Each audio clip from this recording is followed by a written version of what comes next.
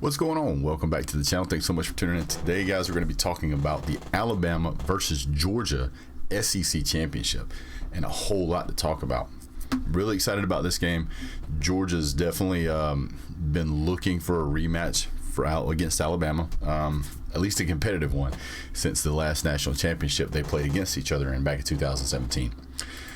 So let's just go ahead and jump right into it. First off, obviously Georgia is ranked number 1 in the country, followed up by Alabama, which at one point was ranked number 1. Now they're number 2, number 3, depending on which particular ranking you look at. I believe currently they may be ranked 3rd or even 4th, with some transitions going on after the Michigan win and Cincinnati remaining undefeated. So let's just jump kind of into some of the stats here. Some of the stuff I thought was pretty interesting. Kind of give you guys a real feel for it. We're going to give it to you in real time without overwhelming you guys with a lot of kind of, I won't say trivial stats, but maybe niche stats. So some of the averages we want to talk about is average points scored. Georgia's at 40.7, Alabama's at 42.7. These are pretty close, obviously. Less than a 3-point difference between these two teams, only a 2-point difference, in fact. Average points allowed, though, is huge. Big difference here. Average points allowed, Alabama, 19.9, Georgia, 6.9. So nearly 3 times as many points have been allowed by Alabama. Average total yards per game, 441 by Georgia, 491 by Alabama.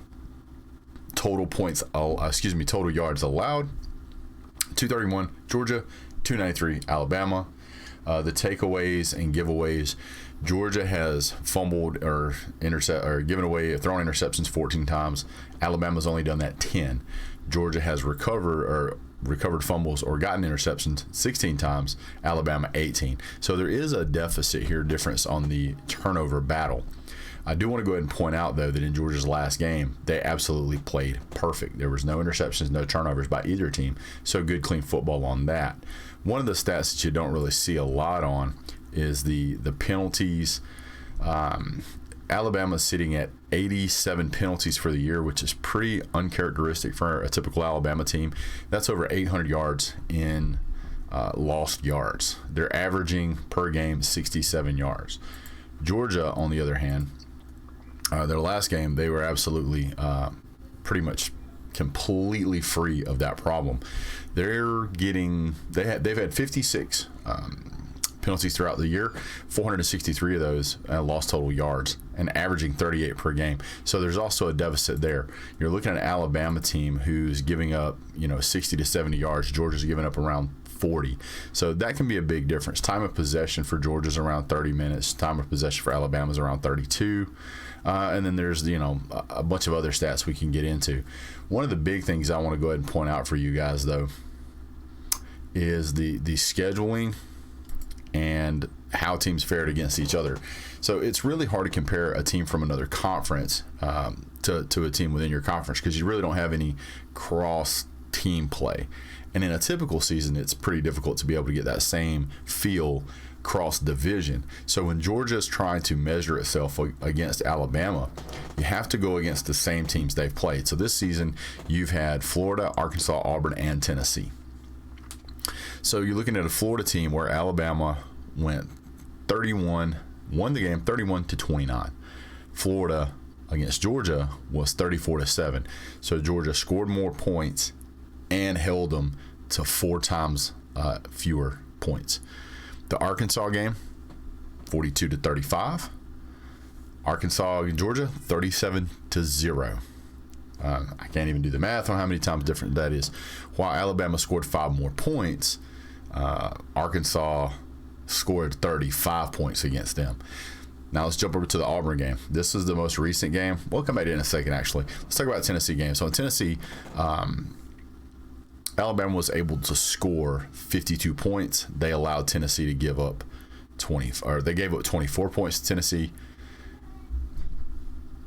Georgia, 41-17. So yes, Georgia scored fewer points, but Tennessee did score more points against Alabama. And if we look at the Auburn game, which is the most recent game, it was 10-10 at the end of regulation. And then through the 4 overtime plays, we saw the score come all the way up to 24-22.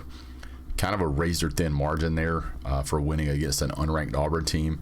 Georgia crushed this team 34-10. So in all of these litmus tests, Georgia really did a good job of holding the fort down. To give you an idea of how closely it is, Georgia allowed fewer points across all 4 games than Alabama allowed in the Arkansas game. So that would be 34 points total, 10, 17, and 4. That's 34. And then Arkansas scored 35. So Georgia's defense is definitely going to be a huge factor in this game. Lots of talk about Georgia's defense. This will be the best This will be the best offense Georgia has seen. There's no doubt about that. So it would be fair to say that this team could score 17 to 21 points would be pretty fair. We're not talking the number 1 passing offense in the nation. We're talking about a very, very good defense at Georgia. So there is one stat I want to pull up here real quick, which I did lose, but I'm going to pull it up real quick. It's football. This will take about 2 seconds, guys. I apologize. I had the screen up, and then for whatever reason, it dropped off. I can't remember all these stats by name because it's just, a little too difficult for that. So let's look at team stats, and we're going to look at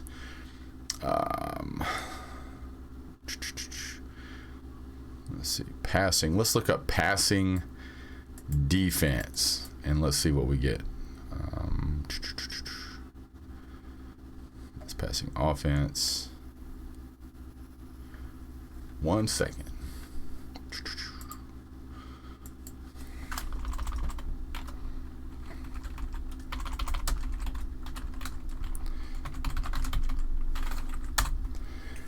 Now, it's really no surprise that Alabama's kind of bread and butter this year has really been more to pass the ball than run the ball. They've been a very pass-heavy team. Looking at passing, they're at 4,100 yards on the season. They've had 302 attempts for 442 yards. So their net passing is a little over about 340 yards a game, which is really, really good. Their rushing is only about 150 yards per game. So while they're looking for that 400, 500 yard offense, it's not 3 yards in a cloud of dust anymore. They're averaging only 4 yards a carry, which is not bad, but it's certainly not elite. Georgia's offense is very balanced. If you look at Georgia's passing, we're at 2,800 yards, to almost 2,900 yards in the season, and rushing yards 24.5 and averaging 5.4 a rush. So that's basically every 2 rushes you're getting a first down. Even every 3 rushes, if you have a down that goes bad, if you were strictly rushing the ball based off these stats, you would still be picking up a first down. That doesn't necessarily work out with the Alabama's run game right now. So what we're seeing is a lot of people have been saying that Georgia's weakness is its secondary. And while Georgia's secondary is not as deep as obviously Georgia fans would like, it is a fair point to say that the teams that have had success against Georgia have done so throwing the ball. I do want to point out a little stat here. If you look at passing yards allowed, Georgia is number 2 in the country. They're only allowing about 151 yards per game. That having been said, yards per attempt has only been 4.93, which I believe is the lowest in the country. Next closest one's like 5.4, I believe. But what you're looking at here is a team that, while that may be their weakness, as far as that's the weakest part of your game, this is certainly not like Georgia's ranked 50th or 100th. This is a Georgia team that is still very good against the pass. I think that brings us to a point here where we really need to talk about Bryce Young. Bryce Young has played absolutely amazing. Bryce Young has been a great football player all year. He's been able to scramble. He's been able to make some really clutch passes at times, especially in that Auburn game. The guy has great wheels. His passing completion percentage is nearly 70% at 68.9, averaging 9.3, 40 touchdowns on the season, only 4 interceptions. But he has been sacked 33 times. 33 times. And that's against what I would call probably average defenses. I believe he was sacked 5 times in the Auburn game. That Georgia defense is really going to put a lot of pressure on him. I think that might be too much for him to handle. Now, we have to compare him directly to who he's going to be playing against, which is Stetson Bennett. Stetson Bennett's throwing at 65%. His average is 10.8. Bryce Young's average is 9.3. So pretty close there. Stetson with a little bit of an edge. 21 touchdowns for Stetson, which definitely gives the edge to Bryce Young. But Stetson's only been sacked 6 times, and he is also very mobile. Georgia's game is not predicated on the pass as much as Alabama's game is predicated on the pass. Georgia is a very balanced offense. We're looking at rushing the ball. Georgia has 2 rushers that are over 500 yards. We have 3 more rushers that are right at 250 yards. So a lot to be said for Georgia being able to spread the ball out. If we look at our receiving core, Georgia's number 1 receiver is a tight end in Brock Bowers, who has 10 touchdowns this season. The guy is extremely athletic. 37 receptions for him. Ladd McConkey at 26 receptions for almost 400 yards. Jermaine Burton, 20 receptions for almost 400 yards. And Adonai Mitchell, 24 receptions at a little over 330 yards. Georgia's 7 top receivers are all averaging more than 13 yards per catch. If we jump over and we look at the Crimson Tide, you'll see that their big rusher, 1,000-yard rusher, is Brian Robinson. And Brian Robinson is now injured with a lower body injury, which looked like a pulled muscle. It's doubtful that he'll be full capacity against the Georgia game, and they really needed this guy, at least on the running side of the ball. Now, do they have some other running backs in here that look on a stat sheet to be absolutely serviceable? Sure. Roydell Williams seems to be serviceable at 6 yards a carry. There was some, I think there was one of these guys was out for the season. I can't remember who it was. Trey Sanders is still there. Jace McClellan is still there. But these guys are barely over the 200 mark. Roydell is at 284. So there's an edge in the receiving in the rushing room for Georgia. Now we look at the receiving room. Now we've got Jamison Williams. He's not their go-to guy, but he's their deep ball threat. Jamison Williams on only 61 receptions is 1,261 yards, 20 yards on average, 20.7 yards on average, 13 touchdowns. John Mechie, man, what an absolute crazy athlete John Mechie is.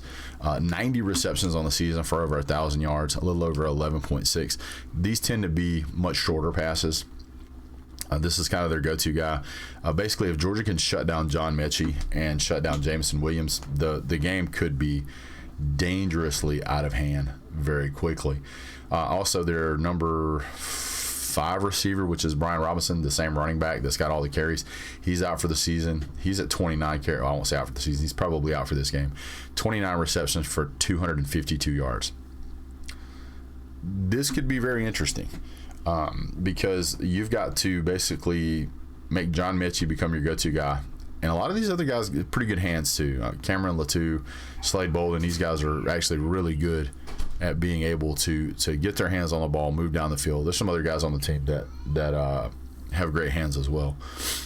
So he's going to have targets to throw to. One of the things that we're not used to saying is how good they are in the kicking game. So when you're looking at the kicking, typically in years past, Georgia has had the edge. Georgia has been the team that's been able to hit the field goals. Georgia, not as solid as we normally are. 81%. We've missed 2 of them at 40 to 49. We haven't attempted any over 50. Inside of the 30, Georgia is pretty automatic. I guess I misread the stat line. I was looking at Jack Martin at 100%. Excuse me. Will Reichard, he's pretty good, but he's missed 1, 2, 3, 4. He's at 77 to 78% on his kicking percentages there. So a quality kicking game, but not something that you want to have to depend on should we get to the end of the game. Now, we've talked about the offense for both teams. I believe with the injury, especially the injury to Brian Robinson, this is really going to lean more towards Georgia's favor. I know that Bryce Young is an extremely mobile quarterback. I wouldn't say that he's a running quarterback, but he has ran the ball 68 times. It has been a total of -9 yards, but what you can't see in the stat line is how he extends plays with his legs, how he extends plays with his feet, how he's able to move around in the pocket and give Mechie and give Jamison Williams an opportunity to get open. That has really helped their game. And Bryce Young is going to be an absolute beast in years to come, whether he stays at Alabama, or whether he goes on somewhere else. But the guy's going to be a phenom, no matter what we think about him. He is absolutely incredible and is going to just get better. He's only a sophomore, so he's got plenty of time left. He played last year a couple of times, started full blown this year. In the future, this guy moving forward, he's going to be a problem for every team they play. Going to be a problem for sure. Georgia's defense this year should handle this pretty well. Georgia's really good with mobile quarterbacks, and trending right now currently, it seems like Alabama's offensive line is struggling to stop decent defenses. I'm really concerned for the Alabama quarterback based on what I've seen last week as to what Georgia's going to be able to do on defense. Now, we've obviously got to talk about defense. We've talked about the offense. Let's get into the defense. Let me get over to player stats. So Georgia right now on the season has 41 sacks total. Alabama Crimson Tide is sitting at 43. Now, you would think that would mean that these teams are evenly matched on defense, but you've got to look at yards allowed, yards per carry, total assists. I mean, there's a whole litany of stats here. The Georgia-Alabama stat lines are, as far as the numbers go, look very similar, but the way this defense for Georgia plays, it doesn't allow a whole lot downfield. So when you try to run the ball, the run game is pretty much guaranteed to be stopped. Not saying it won't happen. I'm just saying it's guaranteed to be stopped. And when you're missing your best running back, and Brian Robinson Jr., you're going to have to lean pretty heavily on that run game. And the moment that happens, it's going to go to pass. If Georgia can rush 4 and drop 7, it's going to be difficult to throw the ball. We'll see what happens. There's tons of different stat lines out there. Georgia's favored by 6.5. The over/under, I believe, is around 50. So just depending on which place you look, how you look at it, what you look at. Georgia's got plenty of opportunity here, and there's one more key component that Georgia fans were excited to see last week, and that was whenever George Pickens got in the game. If you don't know who George Pickens is, go back and look up George Pickens. He was absolutely incredible last year. The guy's an elite talent. He will probably be a first-round draft pick. If Georgia has him back along with the other seasoned and veteran receiving core, one more target for Stetson Bennett to throw to, one more factor that Alabama has to account for. George Pickens is an absolute game changer, and it's going to be interesting to see if Georgia can get him in the game and get him moving. So, well, guys, leave your thoughts and comments down below. Don't forget to subscribe to the channel, Mark Rogers TV, Voice of College Football. Don't forget to also subscribe to the sub-channels, the SEC Voice of College Football, and subscribe to Georgia Voice of College Football. I really appreciate you guys being here. Thank you so much for tuning in. Go over and subscribe to my channel. I'm Big Dawg Brett. We'll give you more breakdowns, live review, live reactions. We also do live call-in shows, so we look forward to seeing you guys there. Leave a comment below on what you think the game score is going to be. And you know what? If you really want to be a little bit extra, leave your halftime prediction and your end of game prediction. Really interested to see what you guys have to say. Thanks so much for tuning in. You guys have a great day. God bless. Go Dogs.